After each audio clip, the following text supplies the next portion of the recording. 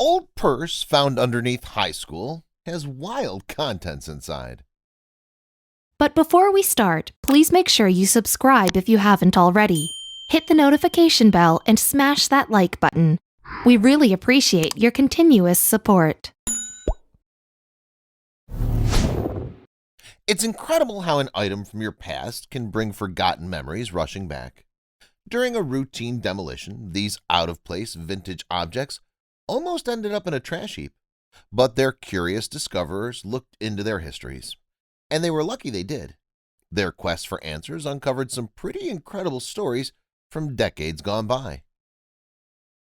In southern Indiana, at the beginning of February in 2019, workers were hard at work tearing down the decrepit Jeffersonville High School. The former faculty supposedly hauled all valuables out of the building years before, but the construction crew stumbled across a long-forgotten cache.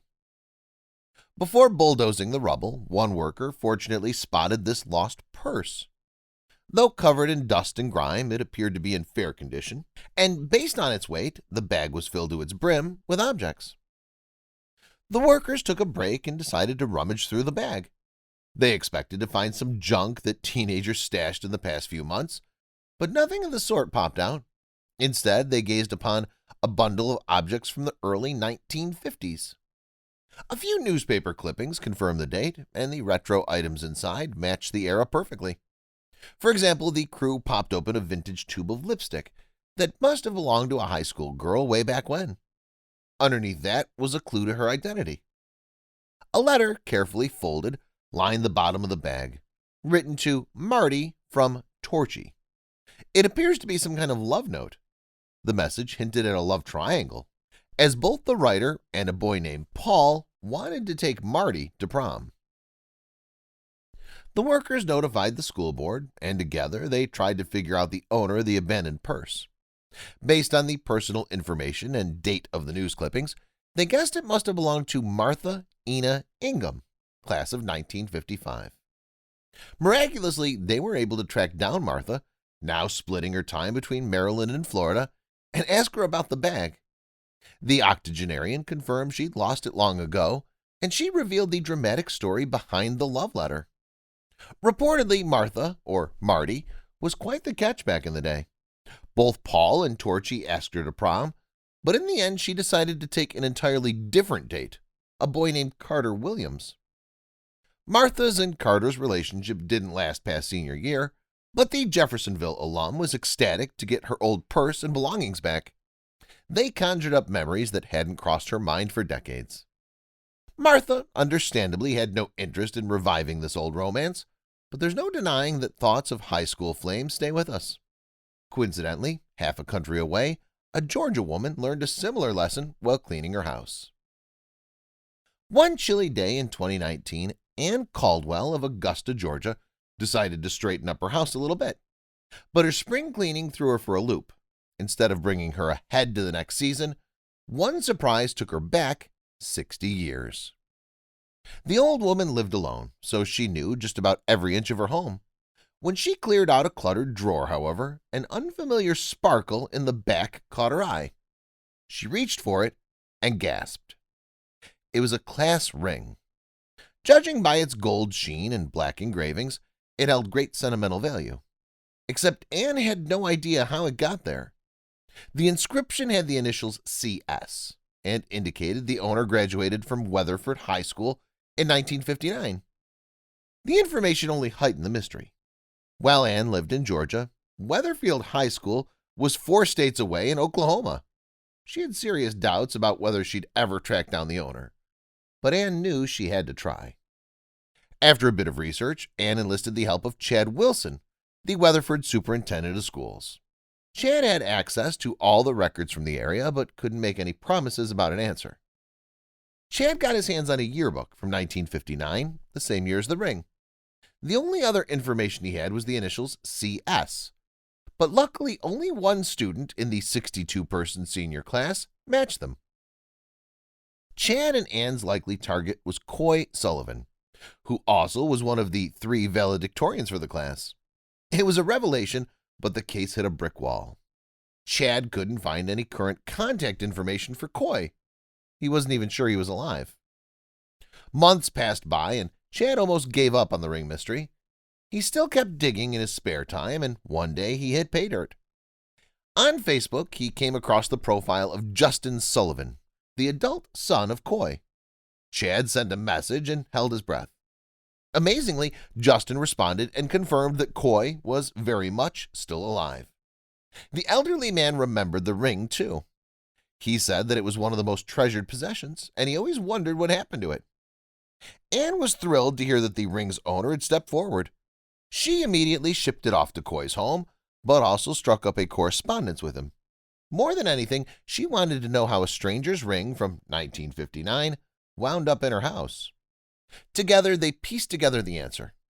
Anne's late husband's family used to run a laundry near Coy's high school. At some point, he must have left the class ring in a pocket and sent that clothing out for washing.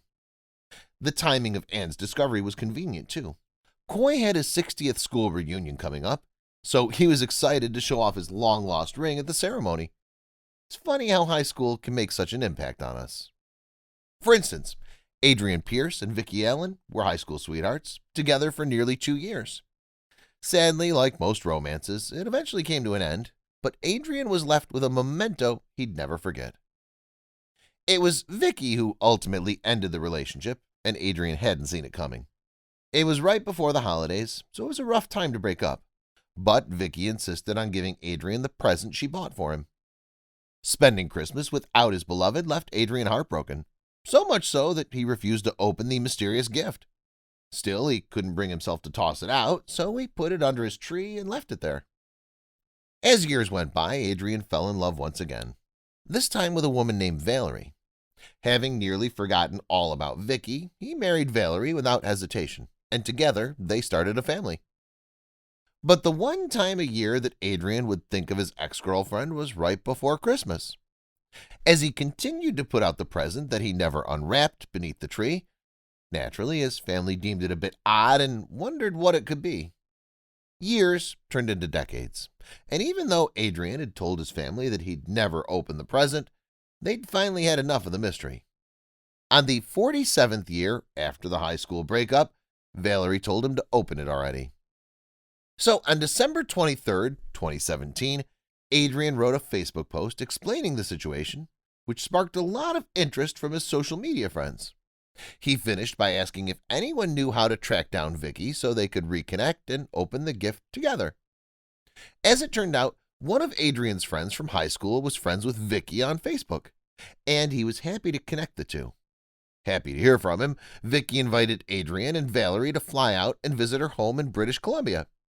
Of course, Adrian was both excited to see his old flame, whom he'd long since forgiven, but he was nervous too. So much pressure built up around the present. What could it possibly be? Would Vicki and Valerie get along? Nevertheless, the Pierces headed to Western Canada, where they finally caught up with Vicki. While live on CTV, Vicki admitted that she didn't actually remember what was in the box, but she did recall the circumstances surrounding the present. As she explained, she'd been out shopping for a Christmas gift for her then-boyfriend, Adrian, when she ran into another guy named Wolf. They got to talking, and he ended up kissing her, and she didn't pull away. In fact, she kissed him back. Absolutely riddled with guilt, Vicki decided that the only fair thing to do was to break up with Adrian, but she still wanted to hand him the gift she'd so carefully sought out for him. 47 years later, here they were, ready to reveal what was inside. With cameras all around, Adrian handed the present to Vicki to do the honors of unwrapping the gift. As soon as she peeled off the wrapping paper, her face turned red, and she muttered that there was no way that she should have given this to her boyfriend.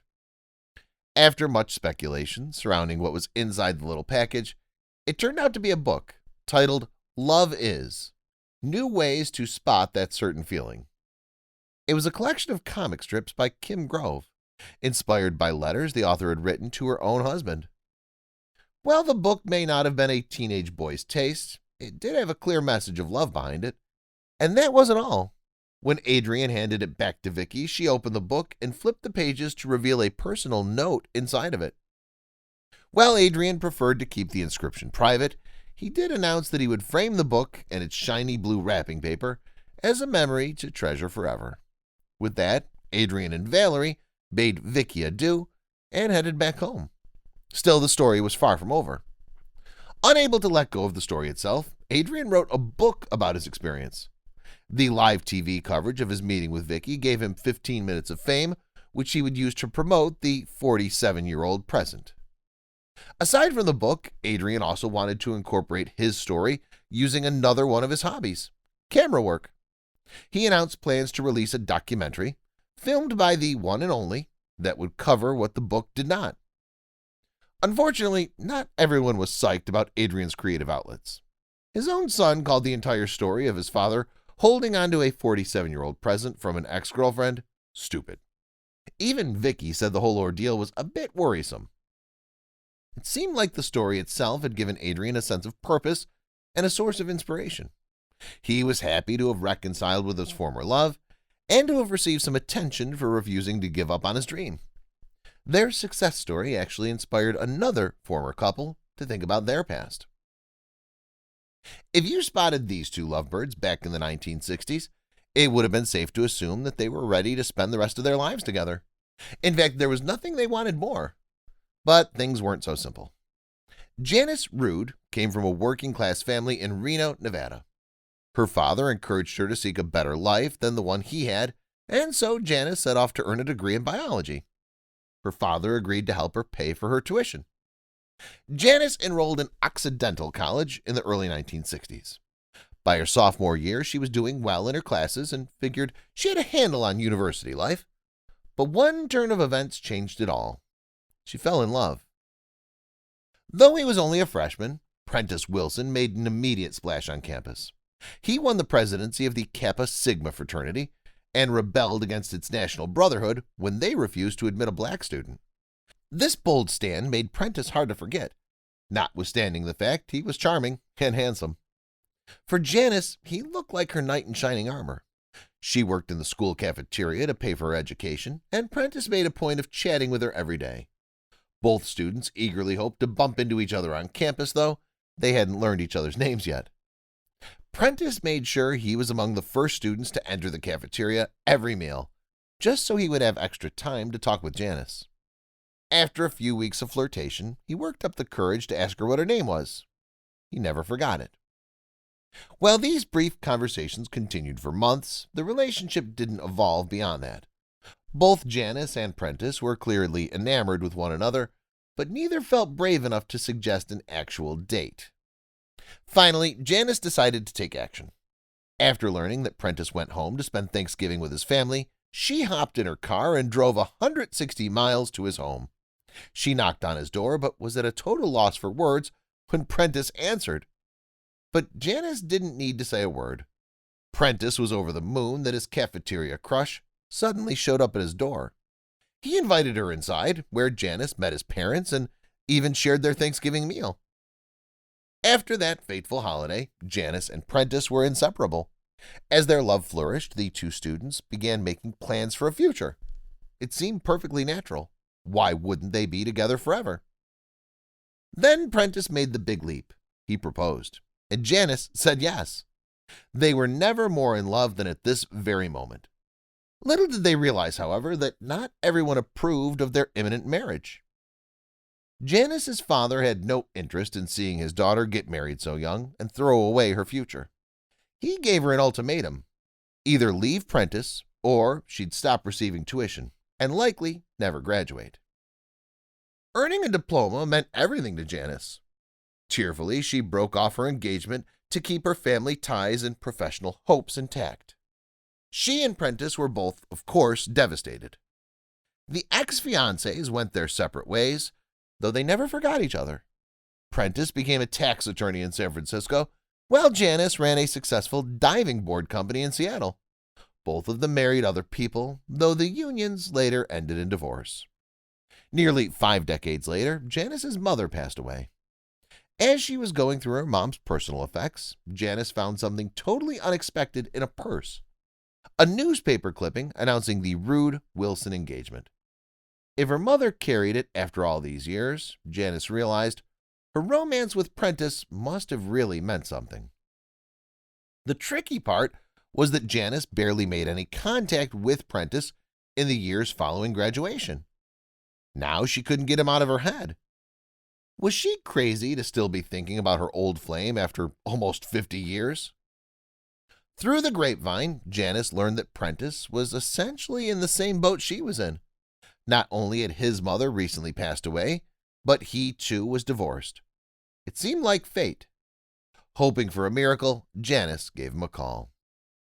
Just like when Janice showed up on Prentice's doorstep on Thanksgiving, she was reaching out to him out of the blue.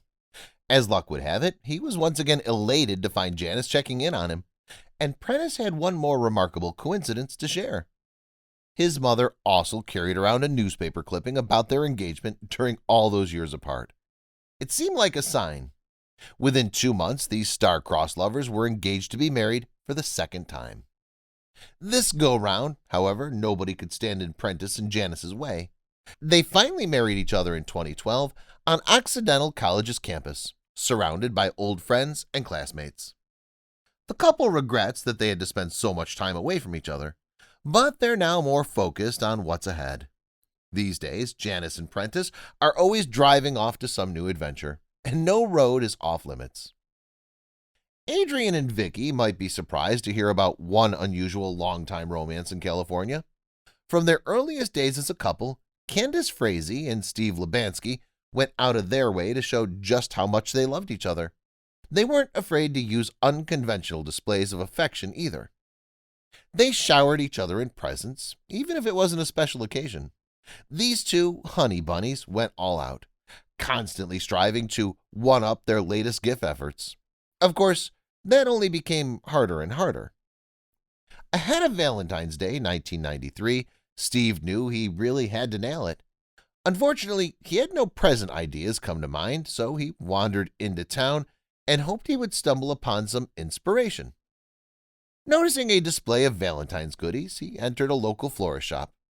Steve examined the rows of animals, but the cookie-cutter teddy bears just didn't do anything for him. Then something caught his eye. A rabbit figurine spoke to Steve like nothing had before. Considering the couple's Honey Bunny pet name, this seemed like the perfect gift. Steve bought it on site and sped home to see if his intuition paid off. Unsurprisingly, the gift positively delighted Candace, and it didn't take long for her to respond. Days later, she gifted Steve a stuffed rabbit of his own. Then he reciprocated, and soon they were exchanging rabbit-themed gifts every day. Candace and Steve's rabbit habit became well known to all, and it even spread into the biggest part of their lives. On the day of their wedding, Steve arrived at the reception dressed in a giant bunny costume, with proper groom attire underneath. After 5 years, the couple's rabbits were breeding like rabbits. Most people would have stopped the collection, but they couldn't help themselves. Steve and Candace kept stockpiling bunnies while wondering if they could change their approach. In 1998, the bunny enthusiasts began substantial work on their home in Pasadena. In addition to interior changes, they erected a gigantic hedge in the shape of a rabbit on their front lawn. Technically speaking, the building wasn't just a house anymore. It was now the Bunny Museum, and neighbors hardly knew what to think of the news. But their curiosity got the better of them. Visitors started to trickle in to see what all the business was about. Flash forward over 20 years later, and the Bunny Museum is one of the most beloved offbeat destinations in the greater Los Angeles area. Once you take a look at the wonders inside, it's easy to understand why. Now located in a larger location in Altadena, the museum takes guests through 16 galleries, each loaded to the brim with the odes to the long-eared critters. But Steve and Candace are huge attractions themselves. With visiting hours covering every day of the week, Candace and her husband see the museum as a testament to their love. She doesn't even mind that a few visitors, apparently not whispering quietly enough, refer to her as the crazy bunny lady. Still, some consider the Bunny Museum atmosphere a bit nuts. Most of the space is a jumble of rabbits plopped on a shelf without any rhyme or reason. However, there are some very specific exhibitions within the museum. Take, for example, the section devoted to famous rabbit characters. As you would expect, Bugs Bunny is the star here. The Looney Tunes icon has appeared on more cups, piggy banks, and lunch boxes than you could shake a carrot at. Steve and Candace also display a comprehensive selection of bunny-themed games and puzzles. However, given the charming disarray of the museum as it is, visitors aren't exactly allowed to dump out a pile of jigsaw pieces. The building also houses 3 real-life rabbits. Guests are more than welcome to pick up and pet the animals, and for better or worse, a couple past pet bunnies sit taxidermied on the shelves next to the plushies and snow globes. Even though its Altadena location isn't right next to Hollywood, the Bunny Museum has attracted some big-name celebrities. Oscar-nominated actor John C. Reilly has visited with family, while Elijah Wood starred in humorous commercials for the museum. Steve and Candace officially own the Guinness World Record for the largest collection of rabbit-related items. But they're not stopping there. They still swap gifts every day, and in their spare time they hunt through flea markets for more bunny memorabilia. And why would the couple stop? Their museum is a dream come true, and every day they spend there is just another moment strengthening their bond. When it comes to love, Steve and Candace are all ears. Although this rabbit couple is flying high, they're not the only ones hiding an unbelievable collection in an unassuming building. They'd appreciate this Australian institution, which knows that toys and knickknacks are more than just decoration. These days, kids see toys as completely replaceable. Children break, lose, or forget about them without any consequence because their parents can always buy new ones straight off the shelves. But not everyone treats toys so lightly. On a quiet street in Sydney, Australia, a group of people regard toys as precious objects, almost as if they're people. They do everything they can to make sure these items remain in pristine conditions for future generations. But not for free. If you were to glance through the window, you'd be forgiven for mistaking these experts as doctors. Their work does resemble surgery. They even think of themselves as medical professionals, in a sense. That's probably how they came up with their business name. Meet the hard workers behind the original doll hospital. This unusual establishment has served the greater Sydney area for over 100 years now. Of course, a specialized business like this doesn't just pop up for no good reason. Back in 1913, an Australian general store owner named Mr. Chapman imported Japanese dolls, which were popular at the time. However, the fragile figurines often cracked and broke during the voyage. Chapman couldn't make any profit off of damaged goods, so he turned to his brother, Harold Chapman, for some assistance. A local handyman, Harold had a knack for fixing up just about anything. With his vast array of tools and close attention to detail, he began repairing his brother's broken dolls. As more and more Sydney-siders learned of Harold's skill, he opened up his own repair business in the back of the general store.